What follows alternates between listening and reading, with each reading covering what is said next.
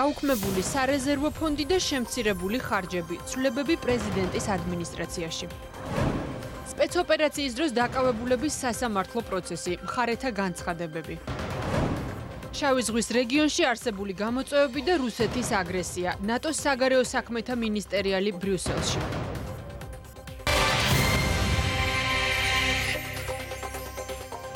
მოგესალმებით კიდევ ერთხელ, თქვენ უყურებთ მოამბეს 3 საათზე სტუდიაში ლიზა ციკლაური მუშაობს. პრეზიდენტის ადმინისტრაციას 140-ის ნაცვლად სავარაუდოდ 60 თანამშრომელი ეყოლება. უქმდება სარეზერვო ფონდი, შემცირებული ადმინისტრაციის დაფინანსებაც. ცვლილებები სახელმწიფო ბიუჯეტის პროექტში უკვე ასახულია. შეთანხმებული იყო თუ არა აღნიშნული მიმართულებები სალომე ზურაბიშვილთან, რა პოზიცია აქვს არჩეულ პრეზიდენტს და როგორია პოლიტიკოსების შეფასებები მიმდინარე საკითხებთან დაკავშირებით. ანა ბროლაძე მუშაობს თემაზე და მას ახლა ღია ეთერს დაუთმობთ. ანა, პირდაპირ ეთერში ხარ. საპრეზიდენტო არჩევნებში გამარჯვებულმა კანდიდატმა სალომე ზურაბიშვილმა თქვა, რომ ბიუჯეტის პროექტთან დაკავშირებით მას შენიშვნები არ აქვს ვინაიდან ეს არის ფორმირების პროცესი, მთავარი საფინანსო დოკუმენტის, ისინი ახლა ჩაერთვნენ ამ დოკუმენტის განხილვის პროცესში და ის სამომავლოდ პარლამენტთან თანამშრომლობას არ გამოირიცხავს იმისთვის, რომ ბიუჯეტის პროექტში, ვთქვათ, გარკვეულ ცვლილებებთან დაკავშირებით მისი პოზიცია იყოს გათვალისწინებული, რაც შეეხება საშტატო ნუსხის შემცირებას. სალომე ზურაბიშვილი ამბობს, რომ ამ საკითხთან დაკავშირებით მას ჯერ გადაწყვეტილება არ მიუღია, მაგალითად, ვინ იქნება მის ადმინისტრაციაში, ვინ იმუშავებს და უახლოეს დღეებში აპირებს უახლო 2 დღე დაასახელა მან ჟურნალისტებთან, როდესაც აპირებს საკუთარ სამომავლო გეგმებზე საუბარს, მათ შორის იმაზე, ვინ უხელმძღვანელებს მის ადმინისტრაციას, ასევე ის 2 დღეში აპირებს განცხადების გაკეთებას, თუსაც ჩატარდება ინაუგურაცია. გავრცელებული ინფორმაციით სალომე ზურაბიშვილის ადმინისტრაციას უხელმძღვანელებს საპატრიარქოს ფონდის ხელმძღვანელი ლაშეჟვანია, რომელმაც დღეს ჟურნალისტებთან ასევე გააკეთა განმარტებები ბიუჯეტის პროექტში შესულ ცვლილებებთან დაკავშირებით, რომელიც ეხება უშუალოდ პრეზიდენტის ადმინისტრაციას და მათ შორის სარეზერვო ფონდთან დაკავშირებით. ფინანსთა სამინისტროს და მთავრობის მიერ მიღებულ გადაწყვეტილებას ლაშეჟვანია ამბობს, რომ მას არ აქვს ინფორმაცია, მიმდინარეობს თუ არა კონსულტაციები ადმინისტრაციის დაკომპლექტების თაობაზე სალომე ზურაბიშვილთან, თუმცა რაც შეეხება მთავარ ფინანსურ დოკუმენტში შესულ ცვლილებებს, ლაშეჟვანია ამბობს, რომ მას შემდეგ, როდესაც სალომე ზურაბიშვილი იქნება ოფიციალურად უფლებამოსილი, ანუ 16 დეკემბრის შემდეგ, როდესაც ის დადებს ფიცს და გაიმართება ინაუგურაციის ცერემონიალი, სწორედ ამის შემდეგ დაიწყება პარლამენტთან მოლაპარაკება ფინანსურ დოკუმენტში ცვლილებებთან დაკავშირებით. ეს არის საბიუჯეტო პროცესი, რომელიც მიმდინარეობს. შეტანილი არის ერთი პროექტი, რომელზედაც ჩვენ დავიწყეთ ახლა მუშაობა, მიმდინარეობს თანამშრომლობა, არავითარი პრობლემა არ არის. მიმდინარეობს შერჩევა, არ არის ჯერ შერჩეული ყველა ის ადამიანები, მთავარი ადამიანები, იმიტომ ბოლომდე არ იქნება ესეც, მთავარი ადამიანები, ვინც იქნებიან ჩემ ადმინისტრაციაში, დღეს ხვალ ვამთავრებ ამ პროცესს და ყველას გაგაცნობთ. ეს პროცესი ახლა მიდის ბიუჯეტის ფორმირების. შესაბამისად, ამ პროცესში დღეს ჩვენ ვერ ჩავერთვებით, იმიტომ რომ პრეზიდენტის ინაუგურაცია არ ჩატარებულა, როდესაც ქალბატონი სალომე შეუდგება თავისი მოვალეობის შესრულებას როგორც სახელმწიფო მეთაურისას, მერე შეგვიძლია ჩვენ რომ ვითანამშრომლოთ როგორც პარლამენტთან, ისე მთავრობასთან და ჩამოვყალიბდეთ იმ საჭირო პროექტზე და ხარჯების შესაბამის გაწერაზე, რომელიც საჭირო იქნება პრეზიდენტის ადმინისტრაციის და მის მიერ ფუნქციების შესრულების ეფექტურობისთვის. და ახალი კონსტიტუცია და ახალი პრეზიდენტის ხედვა ერთმანეთთან ერთად სიმფონიაში მოითხოვს ადმინისტრაციის სხვანაირად დაკომპლექტებას და რეორგანიზაციას. ეს არის კონსტიტუცია, რომელიც საფუძველსაც იძლევა და ამის შესაბამისად მოხდება ფიქრი, განსჯა, როგორ იქნება ფორმირებული პრეზიდენტის ახალი ადმინისტრაცია და მხოლოდ ამის მიხედვით შეირჩება შემდგომში კადრები.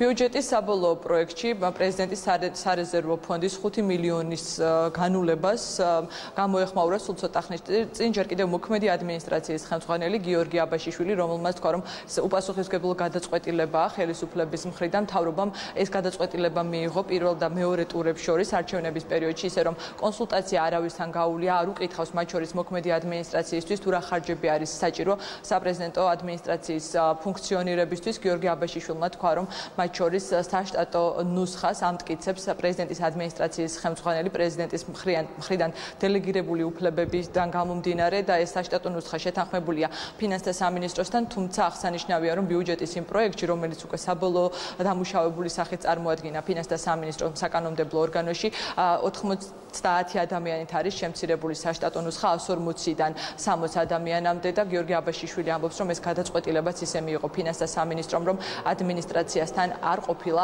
ამ თემასთან დაკავშირებით კონსულტაცია. ბუნებრივია, ამ საკითხზე კონსულტაციები ვერ იქნებოდა ვერც არჩეულ პრეზიდენტთან, ვინაიდან მისი უფლებამოსილება ოფიციალურად ჯერ ძალაში არ არის შესული, მხოლოდ 16 დეკემბრის შემდეგ, მას შემდეგ, რაც სალომე ზურაბიშვილი დადებს ფიცს და შედგება ინაუგურაციის ცერემონიალი, მხოლოდ ამის შემდეგ ექნება მას უფლებამოსილება, რომ დააკომპლექტოს საკუთარი ადმინისტრაცია, რაც იქნება ადმინისტრაციის ფუნქციონირებისთვის საჭირო. მთელი ამ წლების განმავლობაში მიმდინარეობდა პრეზიდენტის ინსტიტუტის მიზანმიმართული დასუსტება. ამის კულმინაცია იყო სწორედ ბოლოს უშიშროების საბჭოს გაუქმება და პრეზიდენტის ადმინისტრაციის გაქრობა საქართველოს კონსტიტუციიდან.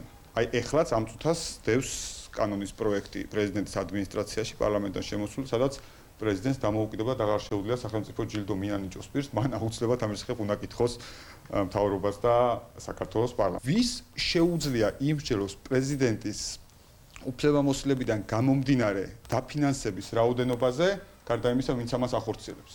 არავის ჩვენთვის ეს არ უკითხავს და ამ საკითხებს მსჯელობენ ის ადამიანები, რომელთაც არანაირი შემხევლობა პრეზიდენტის ინსტიტუტთან არ ჰქონდა. გიორგი აბაშიშვილმა თქვა ისიც, რომ აბსოლუტურად უპასუხისმგებლო გადაწყვეტილება იყო პრეზიდენტის სარეზერვო ფონდის გაუქმებაც, იქიდან გამომდინარე, რომ მაგალითად გიორგი მარგველაშვილმა 2013 წლიდან მოყოლებული ამ სარეზერვო ფონდის ფარგლებში დაახლოებით 400-მდე პროექტი დააფინანსა. რაც შეეხება უკვე საპარლამენტო შეფასებებს, რადგან სწორედ საპარლამენტმა უნდა თქვას საბოლოო სიტყვა ბიუჯეტთან მიმართებაში, აქ პარლამენტში ოპოზიციის შეფასებები განსხვავებულია. ევროპული საქართველოს ლიდერები ბიუჯეტის პროექტში ასეთი ტიპის ცვლილებებს აღიქვამენ, როგორც პრეზიდენტის უფლებამოსილების შემცირების კიდევ ერთ ნაბიჯს. ნაციონალური მოძრაობის პოზიცია არის განსხვავებული. პარტიის წარმომადგენლები ამბობენ, რომ ისინი მიესალმებიან პრეზიდენტის ფონდის გაუქმებას, თუმცა აღნიშნავენ, რომ აუცილებელი ამასთანავე მთავრობის ფონდის ფორმირებას და გარკვეულ ჩარჩოებში მოქცევას, ვინაიდან ბიუჯეტის გარდა სხვა რაიმე თანხები არ უნდა იყოს განსაზღვრული არც პრეზიდენტთან და არც მთავრობასთან. რაც შეეხება მმართველგუნდს, ისინი ამ გადაწყვეტილებას ხსნიან კონსტიტუციიდან გამომდინარე. ქართული ოცნების წევრები ამბობენ, რომ ახალი კონსტიტუციით პრეზიდენტს ექნება ახალი უფლებამოსილებები და ამ უფლებამოვალეობების განხორციელებისთვის აბსოლუტურად საკმარისია ის თანხა, რომელიც გაიწერა ბიუჯეტის პროექტის საბოლოო ვარიანტში. ამის მიუხედავად, საფინანსო საბიუჯეტო კომიტეტის თავმჯდომარემ დღეს თქვა, რომ მას შემდეგ, როდესაც სალომე ზურაბიშვილი ოფიციალურად დადებს ფიცს, ის აპირებს, რომ მასთან და მისი ადმინისტრაციის ხელმძღვანელთან აუცილებლად გაიაროს მთავარი საფინანსო დოკუმენტის ის პარამეტრი, რომელიც უშუალოდ პრეზიდენტის ადმინისტრაციის საქმიანობას ეხება და ამის შემდეგ მიიღებს საკანონმდებლო ორგანოს საბოლოო გადაწყვეტილებას.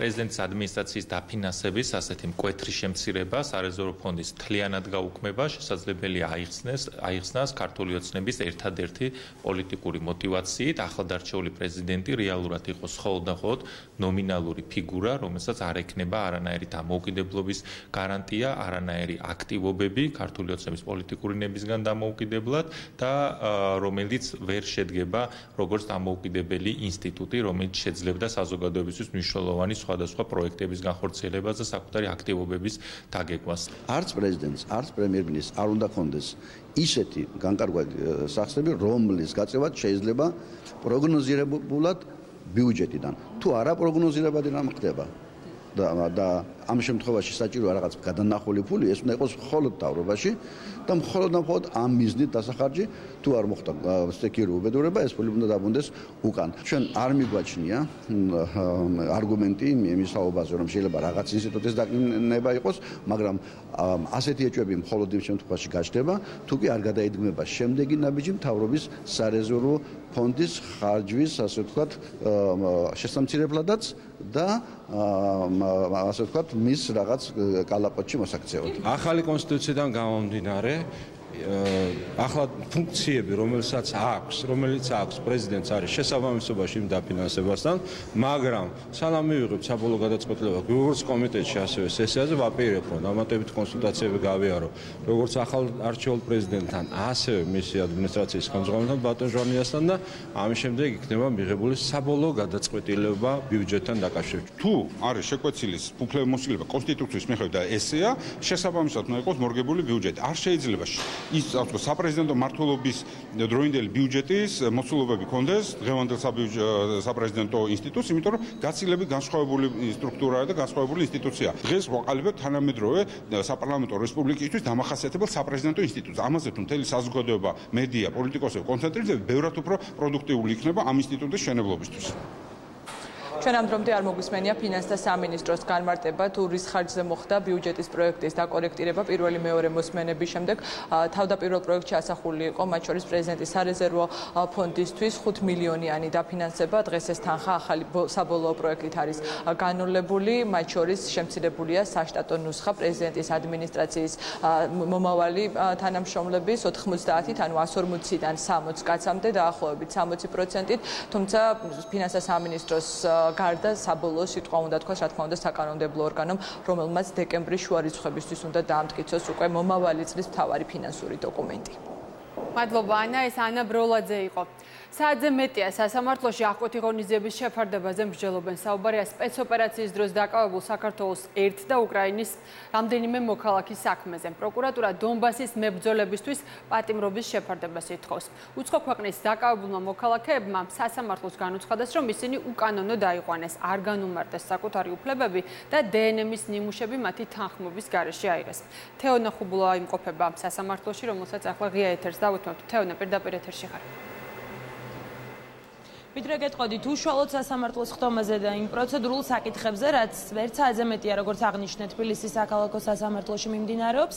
პირველ რიგში გეტყვით ბრალდებულების განცხადებებთან დაკავშირებით, ბრალდებულები საუბრობენ იმასთან დაკავშირებით, რომ მასში, როდესაც სასტუმროში, თბილისის ერთ-ერთ სასტუმროში მოხდა მათი დაკავება, მათ სათანადოდ არ განუმარტეს საკუთარი უფლებები, ასევე მათ განმარტეს, რომ მათ ადგილზე არ ყავდათ ადვოკატი, როგორც აღნიშნე, ისაუბრეს იმაზე, რომ მათი თანხმობის გარეშე მოხდა დნმ-ის ნიმუშის აღება და უკანონო დაკავებულები უწოდეს საკუთარ თავს. რაც შეეხება დონბასის ბატალიონის მეთაურის რადას ოპოზიციონერი დეპუტატი სემენ სემონჩიკოს განცხადებას, მან დღეს კიდევ ერთხელ ისაუბრა მედიასთან, ჩვენ მას არაერთი შეკითხვა დაუსვით, მათ შორის იმასთან დაკავშირებით, თუ რა ინფორმაცია ჰქონდა მას ბრალდებულების საქართველოში ვიზიტთან დაკავშირებით, მით უფრო იმ ფონზე, როდესაც ასეთი მძიმე ვითარება არის უკრაინაში, საომარი მდგომარეობა.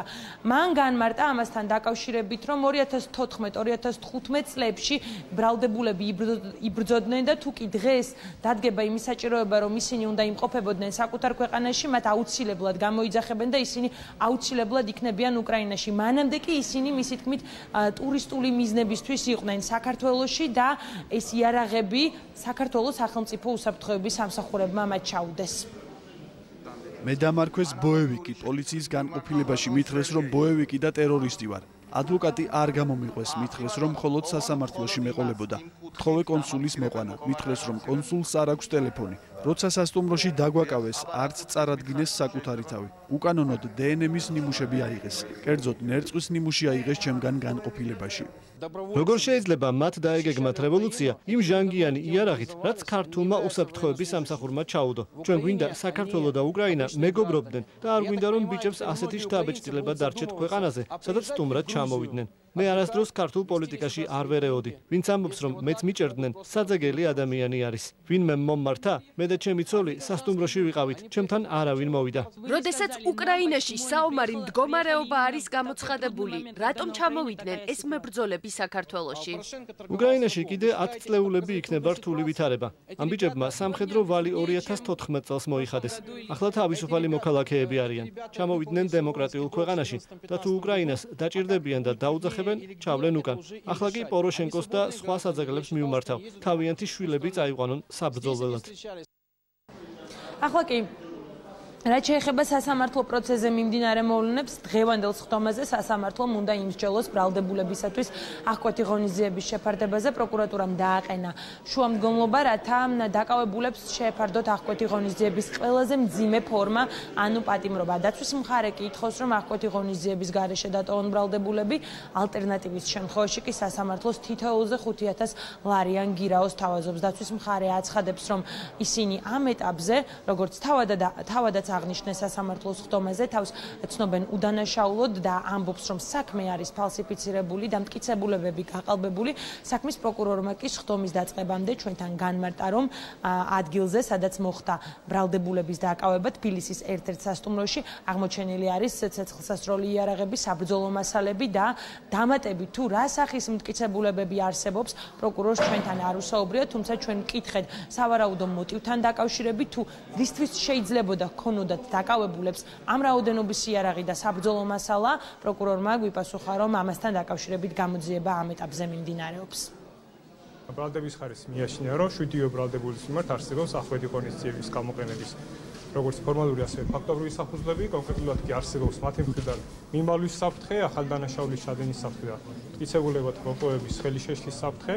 მოგეხსენებათ, მოცემული ციხის სამართლის პარკლებში 7 ბრალდებულის მიმართ სასტუმროს 3 ნომრის შეყის შედეგად ამოღებული იქნა სხვადასხვა ცეცხლსასროლი იარაღი, საბრძოლო მასალა და ასაფეთქებელი მოწყობილი. ჩვენი მხრიდან საქმეში არსებული მტკიცებულებებიდან გამომდინარე, ფაქტობრივად მტკიცებულება არ არის, მოვითხოთ აღკვეთი ღონისძიების გარეშე დატოვებას, მაგრამ ალტერნატიული საშუალებაც გვექნება გირაო, შესაბამისად შეთავაზებული იქნება გარკვეული თანხა.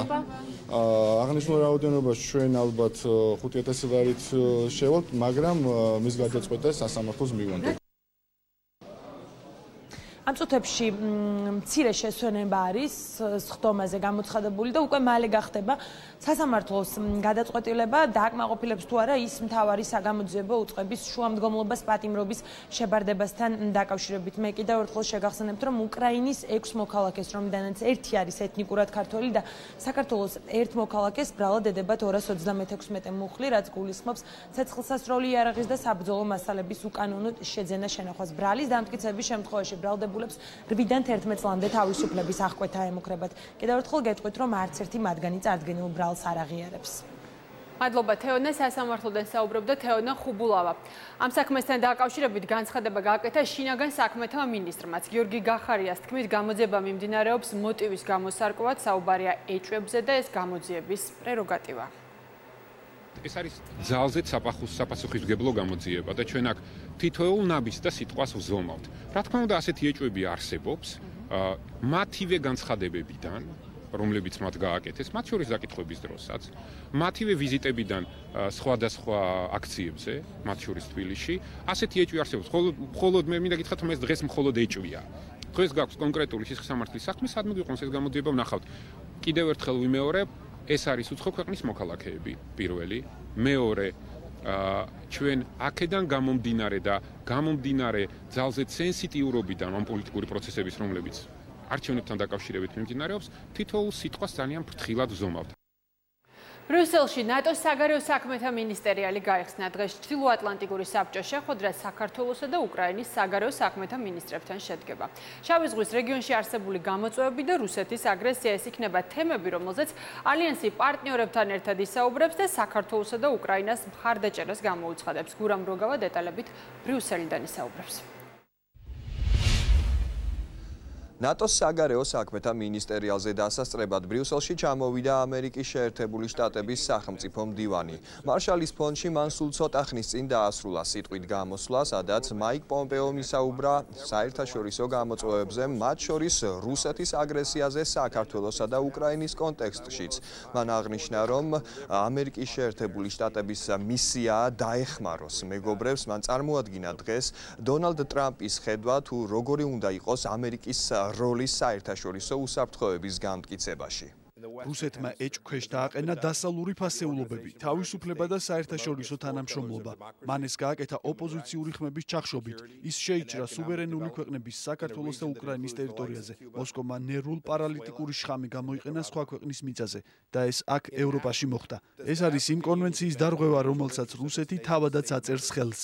რუსეთმა ასევე დაარღვია საშუალო და მცირე მანძილზე მოქმედი რაკეტების ლიკვიდაციის შესახებ შეთანხმებაც და ეს წლებია გრძელდება. ეს განცხადება მაიკ პომპეომ მარშალის ფონდში გააკეთა, რაც შეეხება ნატოს შტაბ-ბინაში გაკეთებულ კომენტარებს. ჩვენ ცოტა ხნის წინ უშუალოდ ნატოს გენერალურ მდივანთან შეკითხვის დასმის საშუალება მოგვეცა. მე მას ვკითხე თუ რა გზავნილებს მიიღებს ნატოს საგარეო საქმეთა მინისტერიალზე საქართველო და როგორც თავად იენს სტოლტენბერგმა გვითხრა, ნატო გამოუცხადებს საქართველოს არა მხოლოდ პოლიტიკურ, არამედ პრაქტიკულ მხარდაჭერასაც. დღეს ჩვენ შევხვდებით საქართველოს საგარეო საქმეთა მინისტრს და მასთან გვექნება დისკუსია ნატო-საქართველო-უკრაინის კომისიის ერთობლივ ხდომაზე. მოკავშირეები კიდევ ერთხელ გამოუცხადებენ საქართველოს ტერიტორიულ მთლიანობასა და სუვერენიტეტს მტკიცე მხარდაჭერას. ნატოს წევრები საქართველოს არა მხოლოდ პოლიტიკურ, არამედ პრაქტიკულ მხარდაჭერას უწევენ. ველოდები ამ შეხვედრას და ველოდები მოლაპარაკებებს საქართველოს საგარეო საქმეთა მინისტრთან. ეს იქნება ნატოს ბოლო სამიტის კონტექსტში მსჯელობა, მოგეხსენებათ რომ ბოლო სამიტზე იყო 4-5 კონკრეტული მიმართულება შავ ზღვაზე უსაფრთხოების სფეროში თანამშრომლობის კუთხით, სწორედ ამ მიმართულებით გვექნება საუბარი. თანამშრომლობა დაწყებულია, მნიშვნელოვანია გააქტიურება და ამ ყველაფრის პრაქტიკულ განზომილებაში თარგმნა. ასე რომ ვფიქრობ, რომ ყველა შეხვედრას, მათ შორის ორმხრივი შეხვედრების გვექნება ნატოს პარტნიორ წევრ ქვეყნებთან და ორმხრივი შეხვედრებიც იქნება სწორედ ამ მიმართულებით გამოყენებული. პრაქტიკულ მხარდაჭერაში იგულისხმება ის, რომ როგორც იენს სტოლტენბერგმა აღნიშნა, ალიანსი მუშაობს საქართველოსთან სამხედრო საზღვაო ძალებისა და სანაპირო დაცვის სამსახურის მოდერნიზაციის მიმართულებით. ზოგადად, რაც შეეხება საგარეო საქმეთა მინისტერიალს, ბუნებრივია დღევანდელი დღე უშუალოდ საქართველოსა და უკრაინის კუთხით მნიშვნელოვანი იქნება, რადგან ჩრდილოატლანტიკური საბჭოს შეხვედრა სწორედ ამ ქვეყნების საგარეო საქმეთა მინისტრებთან გაიმართება და უმთავრესი და ყველაზე დიდი აქცენტი გააკეთდება შავი ზღვის აკვატორიაში შექმნილ ვითარებაზე. ჩვენ ვისაუბრებთ რუსეთის დესტაბილიზაციურ ქმედებებზე. ჩვენ ვიხილეთ თუ როგორ გამოიყენა რუსეთმა ძალა უკრაინული გემების და მეზღვაურების წინააღმდეგ. მოუწოდებთ მოსკოვს გაათავისუფლოს დაკავებული გემები და მეზღვაურები. ასევე ვისაუბრებთ ახალ რუსულ რაკეტებზე, რაც მცირე და საშუალო რადიუსზე მოქმედი რაკეტების ლიკვიდაციის შესახებ შეთანხმებას არღვევს. რუსეთმა უნდა შეასრულოს ამ შეთანხმებით აღებული ყველა ვალდებულება, რადგან ეს მნიშვნელოვანია ჩვენი უსაფრთხოებისთვის.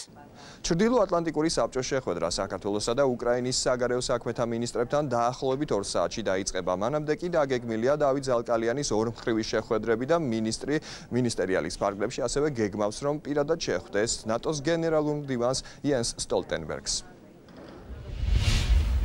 გურამ როგავა საუბრობდა ბრიუსელიდან მოამბის ეთერში. საარჩევნო სისტემის შეცვლისა და არჩევნების პროპორციული სისტემით ჩატარების მოთხოვნით ყველა ოპოზიციურ პარტიას გაერთიანებისკენ მოუწოდებს ევროპული საქართველო. ელენე ხოშტარიას განცხადებით, გაერთიანებული ოპოზიციის მოთხოვნა ვადამდელი საპარლამენტო არჩევნების ჩატარების შესახებ ლეგიტიმურია, თუმცა მთავარი ამოცანა ხელისუფლების დაბალანსებული ძალაუფლების მიღება, რასაც მისივე თქმით, მოქმედი საარჩევნო სისტემა ვერ უზრუნველყოფს. დღეს პროპორციულ სისტემაზე გადასვლა არის არა უბრალოდ რომელიმე პარტიის ინტერესში, არამედ ისტორიული ამოცანაა ჩვენი ქვეყნის, რომელსაც ითხოვს საზოგადოება, რომ არც ერთი ხელისუფლება ესეთი არაპროპორციული, ესეთი არასწორი და უკონტროლო ბერკეტებით ხელისუფლებაში არ მოვიდეს. შესაბამისად, დღეს არის სწორედ მომენტი, თუ მათ გონიათ, რომ მათ გადალახეს კრიზისი ძალიან ცდებიან. უმრავლესობაში კი ვადამდელ საპარლამენტო არჩევნებსა და შესაბამისად საკონსტიტუციო ცვლილებებზე დიალოგს არ განიხილავენ, თუმცა დეპუტატები ამბობენ, რომ შესაძლებელია ოპონენტებთან მსჯელობა საარჩევნო კოდექსის გადახედვასა და მის დახვეწაზე. ვერანაირ ვადამდელ არჩევნებზე საუბარი ვერ იქნება, ეს გუშინაც გითხარით, დიალოგს რაც შეეხება გააჩნია რის გარშემო არის ეს დიალოგი, თუ ეს არის დიალოგი, თუ ერთის მხრივ ჩვენ გვესმის რევოლუციური მოწოდებები, დაუმორჩილებლობის მოწოდებები და ამავე დროს აქედან მხარეს დიალოგის მოთხოვნა, ეს შეუსაბამო ასეთ პირობებში ლაპარაკი არის შეუძლებელი, თუ იქნება რაღაცა ცივილიზებული მოთხოვნები და იქნება საქმიანი საუბარი, მაშინ ბუნებრივია ამას წინ არაფერი არ ვთქვი. საარჩევნო კოდექსზე ამის დღის წესრიგს ჩვენ ვადგენთ, ამაზე მუდმივად საუბრობდით, რომ ეს პროცესი გრძელდება, ივნისში იყო ბოლო ცვლილებები, რომელიც მივიღეთ, მაშინ ვერ ვთქვით, რომ ამით არ სრულდება ეს პროცესი და დიალოგს ჩვენ გავმართავთ ყველა დაინტერესებულ პირთან, ვისაც აინტერესებს საარჩევნო კანონმდებლობის სრულყოფაზე მუშაობა, რომ ამ კუთხით გავაგრძელოთ სამუშაო პროცესი. გორში 14 წლის წინ გაუჩინარებული ბავშვის ცხედრის სამძებრო სამუშაოები განახლდა. ექსპერტ კრიმინალისტები ამ დროისთვის საგანგებოდ დადგმულ კარავში გათხრის სამუშაოებს აწარმოებენ. ადგილზე ჩვენი გადამღები ჯგუფი იმყოფება, ნინო ფისაძე მოგვიყვება ახლა ღია ეთერში დეტალებს. ნინო, რა ხდება ამ დროისთვის ადგილზე, რა ახალი ინფორმაციის მოძიება შეძლებთ? დიახ, გრძელდება 14 წლის წინ გაუჩინარებული მოზარდის ცხედრის სამძებრო სამუშაოები უკვე 2 საათზე მეტია სპეციალურად გაშლილ კარავში ექსპერტ კრიმინალისტები მუშაობენ და მიმდინარეობს მიწის გათხრის სამუშაოები. პროცესში რამდენიმე წუთის წინ ჩაერთო მძიმე ტექნიკაც, ტექნიკის მეშვეობით უკვე კარვის გარე პერიმეტრის გათხრა დაიწყო, ასე რომ სამუშაოები არა მხოლოდ კარვის შიგნით, არამედ კარვის გარე პერიმეტრზეც დაიწყო. ცოტა ხნის წინ კარავი დატოვეს ექსპერტ კრიმინალისტების ნაწილმა და ნიჩბები გარეთ გამოიტანეს, თუმცა მათი ნაწილი აგრძელებს ისევ მუშაობას. შინაგან საქმეთა სამინისტროს ინფორმაციით აქ სამუშაოები დაიწყო ბრალდებული იაგო ნებიერიძის დამატებითი ჩვენების საფუძველზე. მე შეგახსენებთ, რომ დაახლოებით 2 კვირის წინ ბრალდებული იაგო ნებიერიძე სამართალდამცავებს საგამოძიებო ექსპერიმენტის ფარგლებში აქ ყავდათ ჩამოყვანილი და სწორედ მას შემდეგ მოინიშნა ეს ტერიტორია.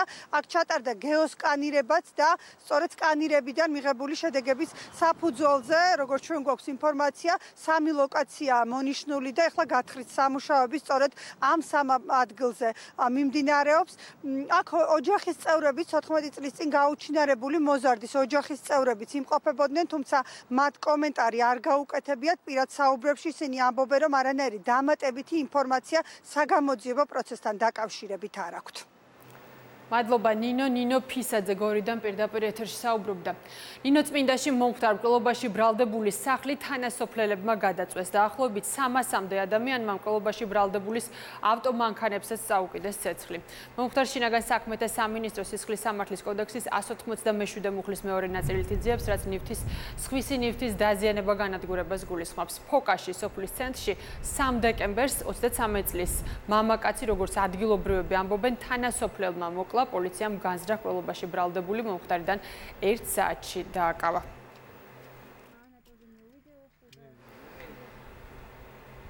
თბილისში მართლწესრიგის ოფიცრებმა დაიწყეს მუშაობა. ეს არის კრიმინალური პოლიციის ახალი დანაყოფი, რომელმაც ეტაპობრივად სრულად უნდა ჩაანაცვლოს კრიმინალური პოლიციის საუბნო მიმართულება და უბნის ინსპექტორის ამ დრომდე არსებული ინსტიტუტი. 40 მართლწესრიგის ოფიცერმა ფიცი უკვე დადო. პირველ ეტაპზე მართლწესრიგის ოფიცრები თბილისში მუშაობენ, შემდეგ კი მთელ ქვეყანას მოიცავენ. აღნიშნულის მნიშვნელობაზე მართლწესრიგის ოფიცრებს შინაგან საქმეთა მინისტრმა პირადად მიმართა.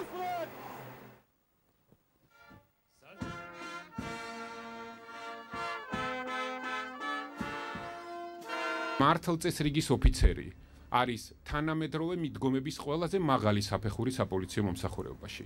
ეს არის ის კომპონენტი საპოლიციო მომსახურებების, რომელზეც უნდა იყოს დამყარებული უსაფრთხოება ჩვენი საზოგადოების. მე მინდა გითხრათ, რომ თქვენ უნდა მოიპოვოთ ისეთი ხარისხის ნდობა, რომ თითოეული ოჯახი ამ ქალაქში თქვენ არ გიქვამდეს როგორც მათზე მზრუნველ მეგობრად.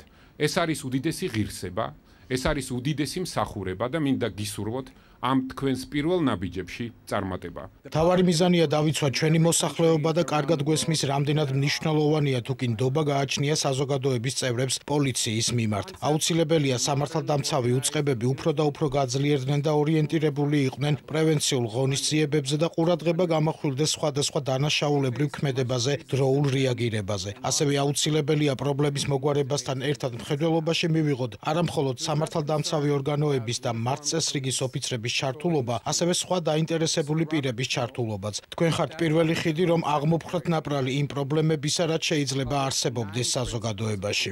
ჩვენი საქმიანობა ძირითადად მოიცავს პრევენციული ხასიათის ღონისძიებებს, თუმცა ისეთ კონკრეტულ სფეროებს საქმიანობთ ჩვენ, როგორიც არის ოჯახური ძალადობები, ქალთა მიმართ ძალადობები, არასრულწლოვნები, სამეზობლო დავები, უკანონო მიგრაცია და მოწყვლე ჯგუფებთან დაკავშირებული საკითხები.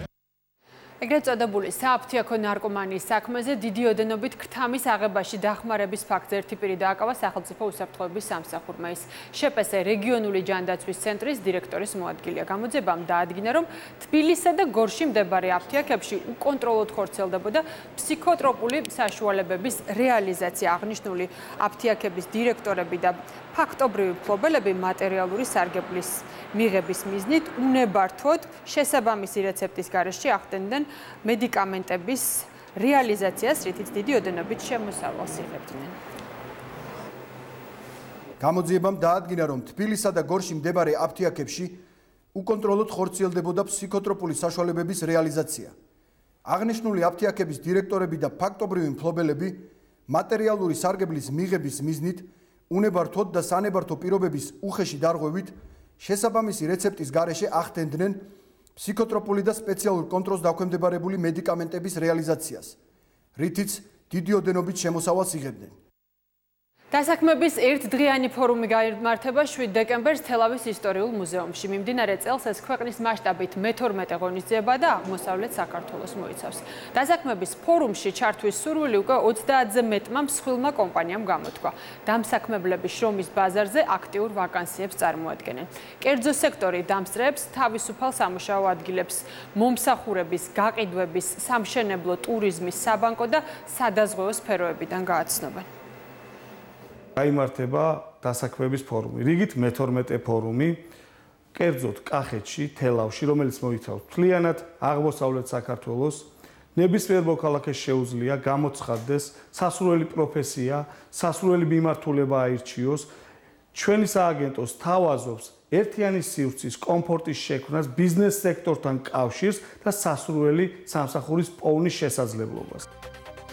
მომბეს საათზე ამით დასრულებული აქვს. მადლობთ ყურადღებისთვის.